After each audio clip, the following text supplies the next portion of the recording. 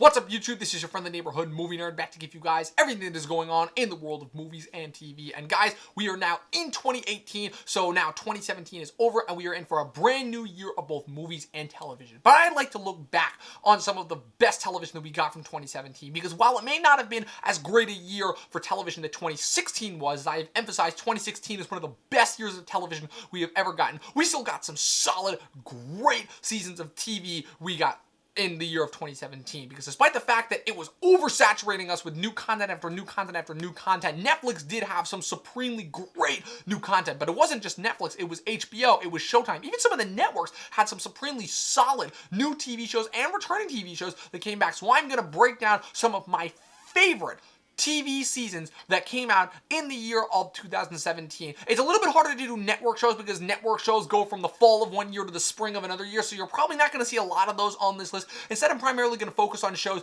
that did have a limited run, usually about 8 to 13 episodes, and that usually aired its entirety within the year of 2017 from January until the end of December. So without further ado, these are my top 10 favorite television seasons of 2017. But first, here are some honorable mentions. Ladies and gentlemen, introducing the gorgeous ladies of wrestling!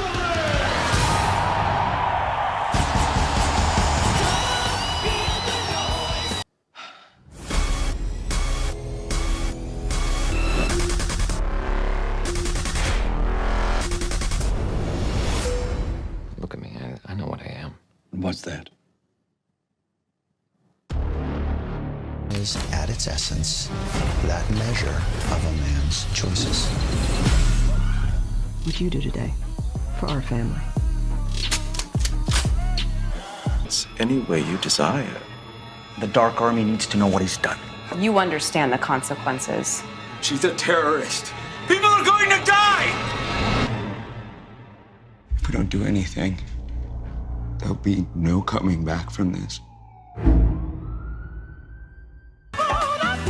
There's going to be an opportunity coming your way. A once-in-a-lifetime thing. So what am I looking at? Your future. When do we start?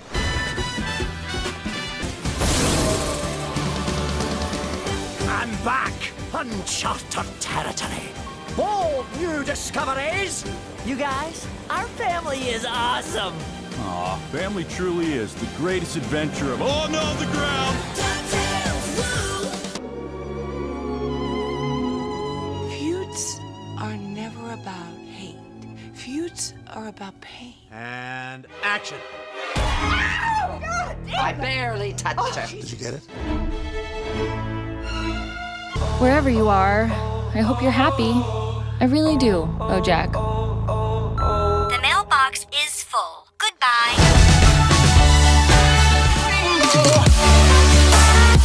Number 10. Troll Hunters Season 2. Shape of Water as a Del Toro project may have disappointed me, but this season did not disappoint at all. Continuing from that first season, which I absolutely love, this season continues to follow the adventures of Jim and his sidekicks Claire, Toby, Blinky, and a newly resurrected Arg. Oops, spoilers, but still, the fact that they are now going head-on against Gunmar, who, as you know, was really only a setup in the first season, but now Gunmar is full-on antagonist. This season, as a kid's series, is absolutely spectacular. I love the mythological elements Del Toro plays with, and the animation playground allows him to explore these new creature designs in a new way that I didn't even know would be possible. Well, I mean, they are possible considering it is animation, but the voice work continues to be supreme, following up from the last season, Kelsey Grammer, and also, again, it breaks my heart hearing Anton Yelchin's voice, knowing that this is going to be one of his last projects that he'll do. It still is amazing to me that he managed to get so much done before his death, however, and I will say that I really thought that this was going to be another situation of a sophomore slump, but this season was no slouch at all. Del Toro managed to bring in all new sorts of twists and turns, a lot of emotional gut punches in this season that I never would have thought possible, and he also explored a little bit more with the storytelling, giving more development to characters who you didn't think you knew that much about in season 1, and also, once again, continuing to explore and develop our current heroes. Troll Hunter Season 2, I cannot recommend this enough. I always want to give a shout out to animation. but considering the amount of great adult animation that there is out there, I always have to give props when an exceptional kids series comes along, because the fact that this is primarily geared towards kids, so it has to have a certain type of writing and language to it, but the fact that it can be still clever and still have those themes that appeal to both young and old, that always puts a show like this a tad bit above, say, a show like BoJack, especially which, considering that this season of BoJack, while not bad, certainly wasn't as strong as the previous season. That's why Trollhunter Season 2 is my number 10 on this list. Number 9. Mindhunter. Executive produced by David Fincher, this Netflix series takes a look at the FBI in the late 70s and their exploration into the minds of serial killers in order to try and reformat their crime profiling in order to kind of understand the new wave of criminals that they were having to deal with. The series stars Jonathan Groff and Holt McElhaney as the two FBI agents who are at the center of this. Agents Holden Ford and Bill Tench, and the series follows them as they go from state to state, county to county, to interview different types of serial killers in order to complete their work. This series is kind of a new look and a new take on the procedural that we have become so accustomed to, and it is really, really interesting because it works as both a period piece, a look into a mind of serial killer, which is starting to become a mainstay of some of the new TV series that we're getting, and also as a great buddy cop drama because Jonathan Groff and Holt McElhaney, their relationship isn't really a showy one, but it's one who's powered through subtlety because the two of them, their clashing of ideologies, you know, with the young versus the old, but they also have that one track of where they both want the same thing, and that is really interesting to look at. This also got some pretty great supporting female performances, both from Hannah Gross, who plays Holden's girlfriend, and from Anna Torv, who plays a female lesbian psychologist who ends up teaming up with Holden and Bill. Also, the serial kills that they investigate, those actors are all on a different level, specifically the one who plays Ed Kemper, Cameron Britton, I believe is his name. He is absolutely phenomenal and completely deserves an Emmy nomination for Best Guest Actor. This is definitely one of the best new series that Netflix has done this year. Yeah, I can definitely see David Fincher's fingerprints all over this, especially considering that he directed a couple episodes of this series. It is really, really interesting and intriguing, this episode, and while it may come off as a little bit slow at first, it will definitely have you right in deep by the time you can barrel through these 10 episodes. That is why Mindhunter makes its spot here at my number 9. Number 8. Stranger Things Season 2. Following up the pop culture phenomenon that was that first season of Stranger Things was no easy task by any stretch of the imagination, but series creator, the Duffer Brothers, along with executive producer Sean Levi, really managed to do that and knocked it out of the park, because Stranger Things Season 2, while I may not have liked it as much as everybody else, this was certainly a great season of television. It managed to continue everybody's arcs from the first season and not waste a single character. I thought the acting, some of the performances, stepped it up from round one, particularly from the likes of Dave Harbour, Finn Wolfhard, and Millie Bobby Brown. And while I did have some problems with the story, I love the way that this cast of characters works together and all comes together by the end in order to accomplish that one goal. I also liked a lot of the new installments, particularly Sadie Sink, Sean Astin, and Paul Reiser. And while I did not like Dacre Montgomery at all, this was definitely a very worthy follow-up to the phenomenon that was that first season. So Stranger Things Season 2 is my number 8. Number 7. American Vandal. Now, this was a series that completely flew under the radar for me, at least until the Critics' Choice nominations came out, and I started hearing a lot about this series. The biggest thing that I can take away from it now, having watched it, because it is a very quick, easy binge, 8 episodes, all under half an hour, is the fact of, despite the fact that this seems like yet another Netflix, one of those, real-time Netflix docu-series, the fact that this series is 100% fictionalized, there was not one aspect of this TV series that actually happened. And that threw me off at first when I watched the trailers, because I'm watching the trailers, I would think, yeah, this is the documentary. But then I started noticing, wait a minute, I know that kid. The main kid, the kid who is framed, Jimmy Tatro, who plays the kid, I don't remember Dylan Maxwell, the kid who was framed for spray painting the dicks, is actually the kid with the mohawk from 22 Jump Street. And one of the kids that they interviewed, the kid who caught him, was actually on a Disney Channel show, Austin and Ally. He was the fucking idiot, orange-haired kid. And just when my mind was wrapping around like the possibility, like this is one of the most insane, new and creative ways I've seen to tell a story, not just in film or television, but in general, and it is so intriguing. The acting is so good. The fact that this felt so real to life, and the fact that it's actually kind of amazing to me, the fact that a fictional documentary was able to break down the corruption in a fictional high school better than quite possibly any documentary, film, or TV series I've ever seen. That is just a whole new level of meta to me, which makes this series so much better than I could have possibly ever imagined. This series is so outlandish, but to the point where it is so believable. That's why American Vandal makes its spot here at my number 7.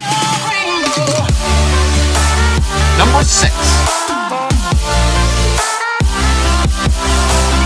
Vice Principals, the final season. The sequel, technically, to another smash hit success, but one that flew very under the radar. That was that first season of Vice Principals. This time, Jody Hill and Danny McBride returned to do their second and final season to the TV series that they did as a spiritual follow-up to Eastbound and Down. Again, I cannot give them enough credit for only doing this as 2 seasons. Neil Gamby and Walton Goggins' Lee Russell are back to once again wreak havoc at North Jackson High School, this time trying to find out the identity of Neil Gamby's shooter and picking up right where the first season left off. This season is just as hilarious, outrageous, and straight up dark. This movie, oh my god, I keep saying movie because it feels like a movie. That's how tight this series is. Feels so much darker than the first season did, going into new depths that I never would have thought possible. Again, this was another series that could have very easily been a sophomore slump, but it was not at all. The way that they explored Neil Gamby and Lee Russell's relationship in completely new ways, giving a whole new depth and character to them, building up certain expectations for who you thought was going to be revealed as Neil Gamby's shooter, and then completely pulling the rug out and subverting those expectations. Once again, some amazing moments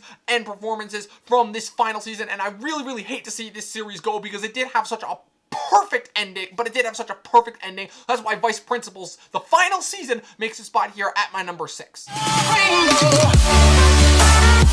5.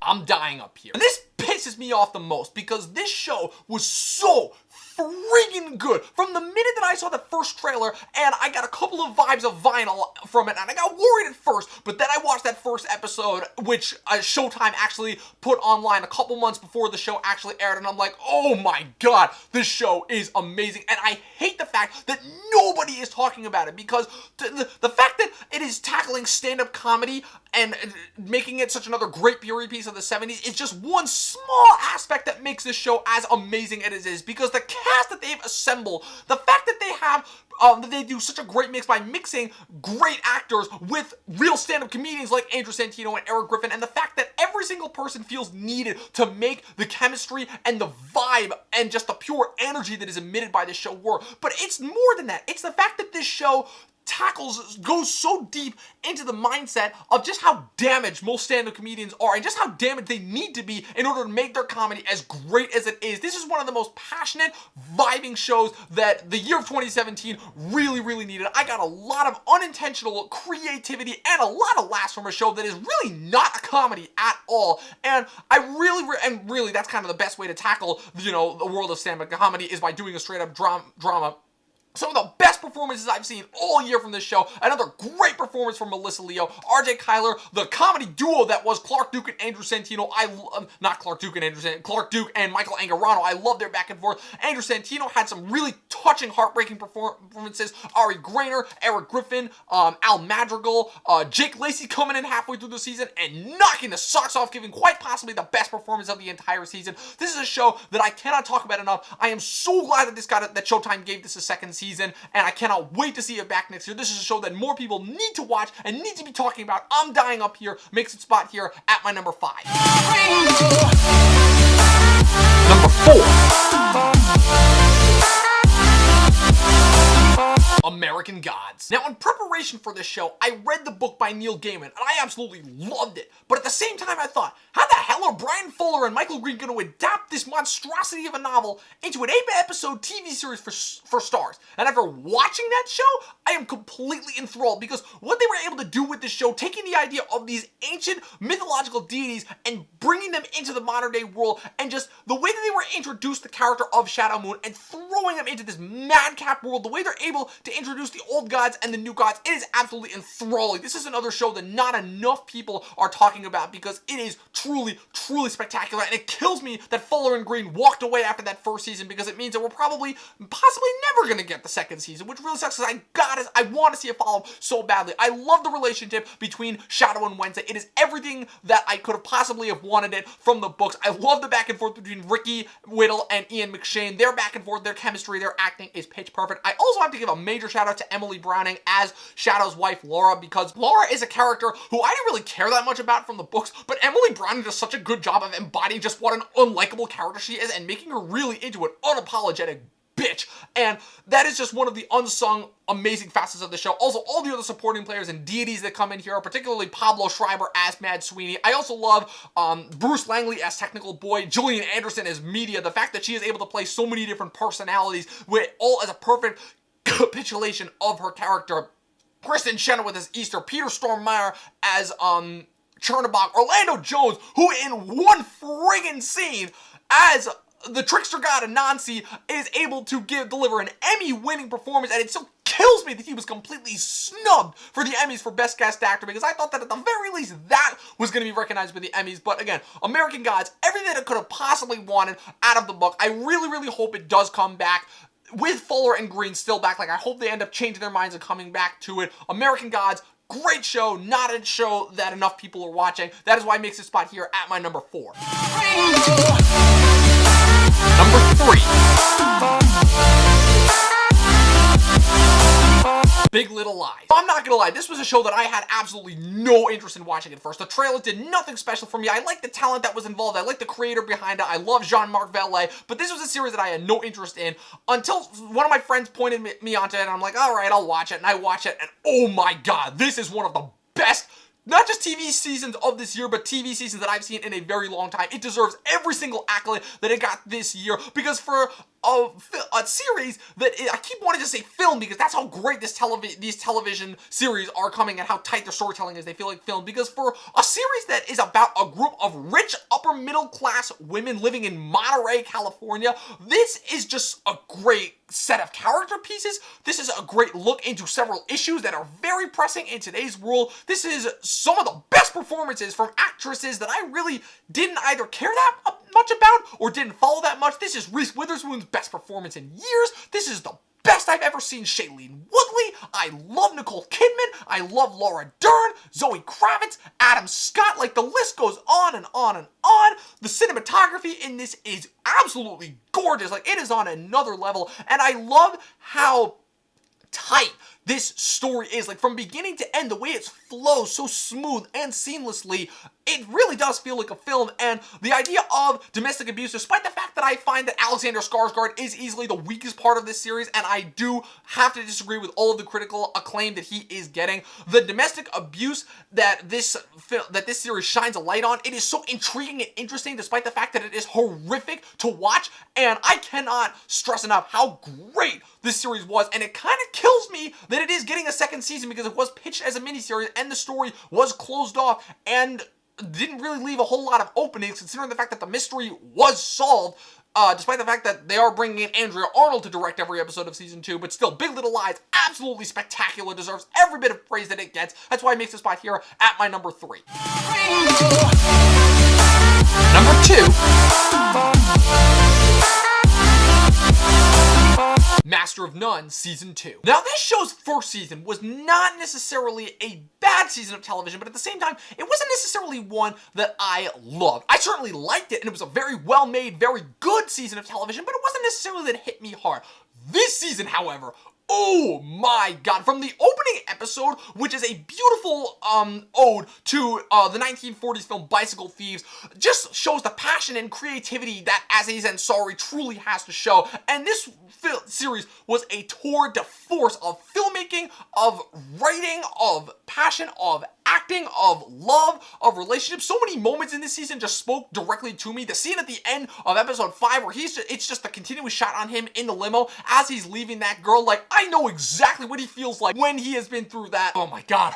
I'm running out of great words to say about this series because I just love this season so much. But Bobby Cannavale coming in and them unexpectedly then taking a wild twist and unintentionally like predicting something major that would happen in the film industry later on this year is actually kind of ingenious, the way that he was able to do that looking back, considering how long ago it feels like that this season came out, even though it only came out in May. So Master of None Season 2, I cannot give enough praise this way. And if not for my number 1 entry being my favorite show of all time, this would be my number 1. One of the best things to come out of this year of 2017. Master of None Season 2, just amazing.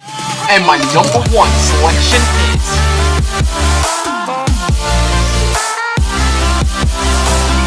Game of Thrones Season 7. I mean, it's me. What else could it have possibly have been? Even at this show's weakest points, this show is still friggin' amazing. Cause it's coming off of the game changer that was Season 6 and just taking it to new heights. David and Dan managed to step it up each and every single season, and while this season may have faltered a little bit in the storytelling, the character moments were all there, the acting was still on point, the visuals and the scale this year were stepped up to another level. The battles this year, oh my God, like I thought Battle of the Bastards was one thing, but getting the ship, Euron Greyjoy's attack at the end of episode 2, then the loot train attack in episode 4, then finally getting to see dragons blowing the shit up out of White Walkers at the end of the season was great. Yes, I understand the mission to go get the White Walker in the snow was really dumb. I am well aware of that. I think it's stupid, but the fact that how that paid off in the Night King bringing back the dragon and having the dragon burn down the wall was a perfect setup for the final season of the series, which is going to be a complete game changer. This season, once again, was the perfect example that Game of Thrones is more than just a TV series. It really is a game changer and an emblem within pop culture itself. Some of the best performances, I think this might be Emilia Clarke's best season. I know that there have been people out there that have had some problems with her as a performer, but she steps it up to another level with subtle acting as Daenerys Targaryen. I love Jon Snow really coming into his own as a leader this season, and Tyrion, even though I haven't been a fan of him and his inclusion and his parts in the show since season 4 when he had that epic speech in the courtroom, he still had some really tender moments this year. Cersei Lannister, oh my God, fully reclaiming that bad guy status that she really kind of stepped out of for a little bit because the last 2 seasons made her to be really sympathetic because of her conflict with the High Sparrow, but the way that she tortures Ellaria Sand this season in that dungeon for the murder of her daughter, oh, it was so terrifying, but it was so sweet and satisfying all at the same time. I'm like, oh my God, this is Game of Thrones at its high point. This season had some of the highest highs of the season that I have ever seen on this show, and as a Game of Thrones fan, it gave me things that I never could have possibly imagined or asked for. So that is why Game of Thrones, once again, is my favorite thing about television that came out of the year of 2017. So that's it. Those are my top 10 favorite seasons of television of 2017. What were your guys? Let me know in the comments below. Be sure to click the like button of this video or click the dislike button because you guys could not like any of the choices that I have. But if you didn't, just leave it in the comments below. Also, be sure to follow me on Twitter at Movie Nerd Review. Also, follow my website, movienerdreviews.com. That is it. I will see you guys next time.